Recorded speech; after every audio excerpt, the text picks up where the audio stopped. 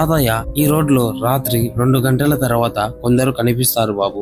వారిని చూస్తే మళ్ళీ ఇంటికి చేరుకున్న వాళ్ళు తక్కువే. అర్జున్ మెల్లగా నవ్వి అతని ప్రయాణం మళ్ళీ మొదలు పెట్టాడు. రాత్రి 2:15. అర్జున్ స్టీరింగ్ పట్టుకుని మళ్ళీ అలసట అనిపిస్తే పాటలు పెట్టుకున్నాడు. హెడ్ లైట్ వెలుతురులో రోడ్డు సాగుతోంది. అప్పుడు కనిపించింది. రోడ్డు పక్కన తెల్లటి చీర కట్టుకున్న ఒక స్త్రీ నిలబడి ఉంది. చుట్టూ విరబీసుకుంది. చెయ్యి అడ్డు పెట్టి లిఫ్ట్ అడుగుతోంది. అర్జున్ మెదడులో 2 ఆలోచనలు వచ్చాయి ఒకేసారి. మొదటి ఆలోచన, ఆపకు, రాత్రి 2 గంటలు, ఒంటరి స్త్రీ సరిపోదు. రెండో ఆలోచన, అడవిలో ఒంటరిగా ఉంది, మనిషే కదా. అర్జున్ కార్ ఆపాడు. ఆమె మెల్లగా నడుచుకుంటూ కార్ దగ్గరికి వచ్చింది. అర్జున్ గాజు దించాడు.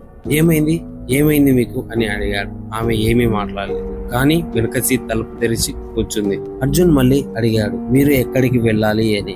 ఆమె మెల్లగా అంది, విజయవాడ అని. అర్జున్ కి సంతోషంగా అనిపించింది. తాను కూడా విజయవాడకే వెళ్తున్నానని అన్నాడు. కారు ముందుకు కదిలింది. కొంతసేపు నిశ్శబ్దం. అర్జున్ మళ్ళీ మాట్లాడడానికి ప్రయత్నించాడు. మీరు ఈ రాత్రి ఒంటరిగా ఇక్కడ ఎందుకున్నారు అని అర్జున్ అడిగాడు. ఆమె ఏ జవాబు ఇవ్వలేదు. అర్జున్ అర్థం చేసుకున్నాడు ఆమె అలసిపోయి ఉంది అని.